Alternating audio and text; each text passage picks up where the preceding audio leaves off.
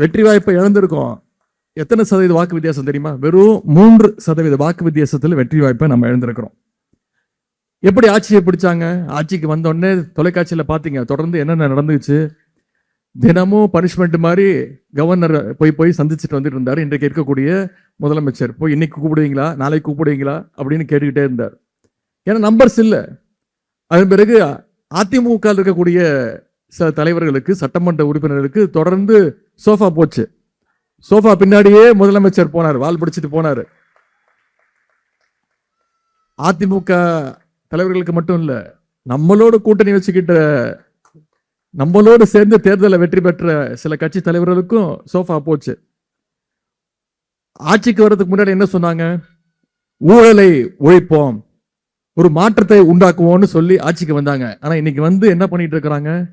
நம்ம தலைவர் கொண்டு வந்த திட்டங்களோட பெயர்களை மாத்திக்கிட்டு இருக்கிறாங்க. மாற்றம்னு சொல்லி இன்னைக்கு பெயர் மாற்றம் நடந்துகிட்டு இருக்கு இந்த ஆட்சியில. எங்கு பார்த்தாலும் ஊழல், மிகப்பெரிய மாற்றம் சொல்லி நீங்க மிகப்பெரிய ஒரு ஏமாற்றத்தை இந்த அரசு கொடுத்துட்டு இருக்கு. இன்னைக்கு இவங்க ஆட்சி எந்த லட்சணத்தில் நடந்துகிட்டு இருக்கு நாம கூட சொல்லல.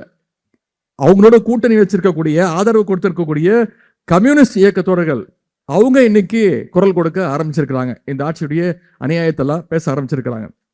தமிழ்நாட்டில் எங்க பார்த்தாலும் இன்னைக்கு சட்டம் ஒழுங்கு எந்த நிலைமையில் இருக்குன்னு உங்களுக்கு தெரியும். இன்னும் சொல்லப்போனா ஆளுங்கட்சியுடைய நிர்வாகிகளே இன்னைக்கு தொடர் கொலை, கொள்ளை, பாலியல் வன்முறையில் ஈடுபட்டு வராங்க. ஒரு பக்கம் விவசாயிகள் மிகப்பெரிய வேதனையில மாட்டிக்கிட்டு இருக்கிறாங்க. இந்த ஆட்சி அமைஞ்ச இந்த 105 நாட்கள் இருக்கும். இந்த 105 நாட்கள்ல அதிகமா பாதிக்கப்பட்டது யாருன்னு பார்த்தீங்கன்னா விவசாய பெருங்குடி மக்கள் தான். தேர்தல் வாக்குறுதி என்ன சொன்னாங்க?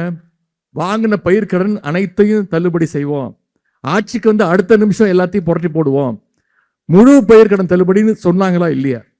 இன்னைக்கு 25வது நாள் ஒரு அறிவிப்பு, படங்களுக்கு, திரைப்படங்களுக்கு போஸ்டர் அடிக்கிற மாதிரி 25வது நாள் ஒரு அறிவிப்பு, 50வது நாள் ஒரு அறிவிப்பு, 100வது நாள் ஒரு அறிவிப்புன்னு முதலமைச்சர் ஃபேஸ் பை ஃபேஸா அறிவிச்சிட்டு இருக்கிறாரு. விவசாயிகளுடைய பிரச்சனையை பேசுனதுக்காக என்ன கைது பண்ணாங்க? அரசு செலவில் தஞ்சாவூர் வரைக்கும் என்னை கூட்டிட்டு போய் ரோட் ஷோ நடத்தி காட்டினது தான் இந்த அரசனுடைய ஒரு சாதனை. என்ன மட்டும் இல்ல, மூத்த உறுப்பினர்கள், அமைச்சர் பெருமக்கள், முன்னாள் அமைச்சர் பெருமக்கள்லாம் தொடர்ந்து கைது செஞ்சுட்டு இருக்கிறாங்க.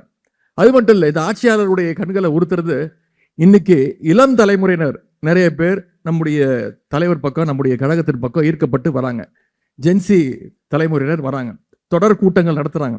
அவங்க மேலேயும் டார்கெட் செய்யப்பட்டு இந்த ஆட்சியாளர்கள் தொடர்ந்து வழக்குகளை பதிவு செஞ்சு அவங்களையும் கைது செஞ்சுட்டு இருக்கிறாங்க. இதையெல்லாம் எதிர்த்து தான் இன்னைக்கு நாம தமிழ்நாட்டு மக்களுக்காக தொடர்ந்து போராடிக்கிட்டு இருக்கோம், குரல் கொடுத்துக்கிட்டு இருக்கோம். தமிழ்நாட்டு மக்களுடைய பிரச்சனைகளை நாங்க சட்டமன்றத்தில் எழுப்பிக்கிட்டு இருக்கோம்.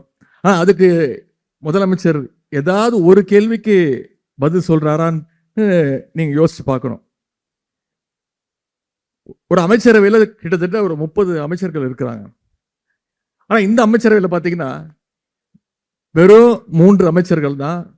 எந்த அமைச்சர் கேள்வி கேட்டாலும் இந்த 3 அமைச்சர்கள் தான் பதில் சொல்வது வழக்கம். நான் தொடர்ந்து சொல்லிட்டு இருக்கிறது, அமைச்சர்கள் யாருன்னு எங்களுக்கு தெரியல. ஏன்னா ஒவ்வொரு துறைக்கு ஒரு அமைச்சர் பதில் சொன்னாதான் நமக்கு தெரியும். சட்டமன்ற உறுப்பினர் யாருன்னு தெரியல. இதை நான் சொல்லும் போது கிண்டல் பண்றேன்னு சொன்னாங்க. 2 நாட்களுக்கு முன்பு ஒரு சட்டமன்ற உறுப்பினரே சொல்றாரு, அவையில சொல்றாரு, நான் சட்டமன்ற உறுப்பினர் வெளில நம்ப மாட்டேங்கிறாங்க அப்படின்னே சொல்றாரு. இப்படிப்பட்ட ஒரு ஆட்சி இன்னைக்கு நடந்துட்டு இருக்கு. கேள்வி எழுப்பினா எந்த துறை அமைச்சர்கிட்டையும் அது சம்பந்தமான பதிலே கிடையாது. டைவர்ஷன் டாக்டிக்ஸ் தான், மடை மாற்றுறது. 2 நாட்களுக்கு முன்பு அசம்பிளியில் என்ன நடந்துச்சு பார்த்திருப்பீங்க. அமைச்சர் முன்னாள் அமைச்சர் செந்தில் பாலாஜி அவர்கள் மின்வெட்டு பிரச்சனை பத்தி பேசிட்டு இருக்கிறாரு. கரண்ட் பில் அதிகமா வந்திருக்கு அப்படின்னு பேசிட்டு இருக்கிறாரு, ஒரு குற்றச்சாட்டை வைக்கிறாரு. ஆனா அதற்கு பதில் சொல்ல துப்பில்லாத ஒரு அமைச்சர் எந்திரிச்சு வேணும்னே அதை மடைமாற்றம் செய்ய நம்மளை சீண்டுவதை போல சில வார்த்தைகள் பேசுறார். அதற்கு தான் எந்திரிச்சு நாங்க பதில் சொல்லிட்டு இருக்கிறோம். அதுதான் இன்னைக்கு தலைப்புச் செய்திகளா வந்துட்டு இருக்கு. உண்மையா என்ன தலைப்புச் செய்தி வந்திருக்கணும்?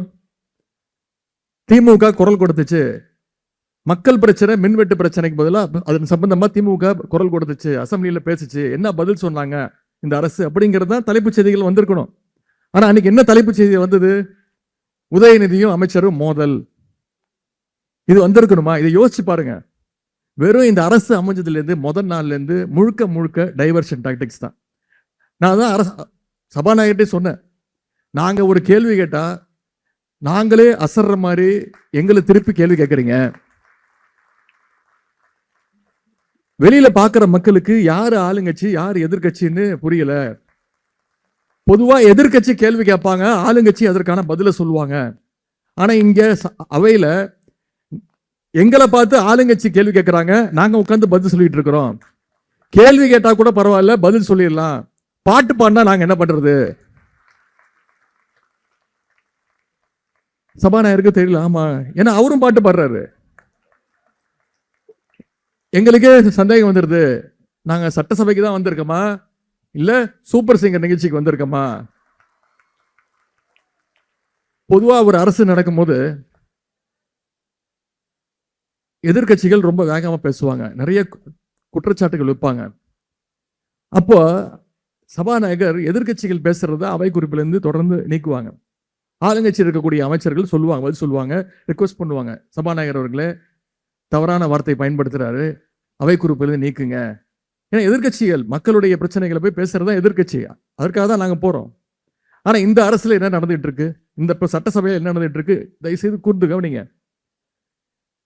முதல் முறையா சட்டசபை வரலாற்றிலே முதல் முறையா ஹிஸ்டரியிலே ஃபர்ஸ்ட் டைம் எதிர்கட்சிகள் நாங்க பேசுறதை விட ஆளுங்கட்சி பேசுறது, அமைச்சர்கள் பேசுறது, ஆளுங்கட்சியுடைய சட்டமன்ற உறுப்பினர்கள் பேசுவதை சபாநாயகர் அவை குறிப்பில் இருந்து தொடர்ந்து நீக்கிக் கொண்டே இருக்கிறார். அது மட்டும் இல்ல, பொதுவா நீக்கும் போது என்ன சொல்லுவாங்க, இப்ப நாங்க பேசும்போது சபாநாயகர் நீக்கிட்டாருன்னா நாங்க கேட்போம், நான் என்ன தப்பா சொல்லிட்டேன், அது ஒன்றும் அன்பார்லிமெண்டரி வேர்ட் கிடையாது, தயவு செய்து கன்சிடர் பண்ணுங்க அப்படின்னு சொல்லுவோம்.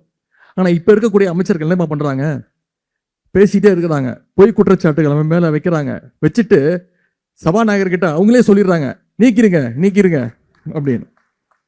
இப்படிப்பட்ட ஒரு கேடுகட்ட ஆட்சியை இதுவரைக்கும் தமிழ்நாடு பார்த்ததே கிடையாது. இல்ல நம்மகிட்ட சவால் வேற விடுறாங்க, பாத்தீங்களா நாங்க தான் முதல்ல லைவ் கொடுத்தோம், தேர்தல் அறிக்கையில் நீங்க சொன்னீங்க, நான் சொன்னேன் எந்திரிச்சு, முதலாக சட்டப்பேரவை நிகழ்ச்சியை நேரலையில் கொடுத்தது எங்களுடைய தலைவர், நம்முடைய அரசு, திராவிட மாடல் அரசு. 2021ஆம் ஆண்டு ஆட்சிக்கு வந்தோடனே நம்ம தலைவர் லைவ் கொடுத்தாரு. கேள்வி நேரம் ஒவ்வொரு நாளும் 1.5 மணி நேரம் 10 கேள்விகள், ஒவ்வொரு அமைச்சரும் 2-3 கேள்விகள், துணை கேள்விகள் கேட்பாங்க. ஆனா இன்னைக்கு ஆட்சி அமைஞ்சு இத்தனை நாள் ஆட்சி கிட்டத்தட்ட 4 மாதங்கள் ஆக போகுது, இது வரைக்கும் கேள்வி நேரத்தையே எடுக்கிறதுக்கு துப்பில்லாத ஒரு அரசு இன்னைக்கு நடந்துகிட்டு இருக்கு.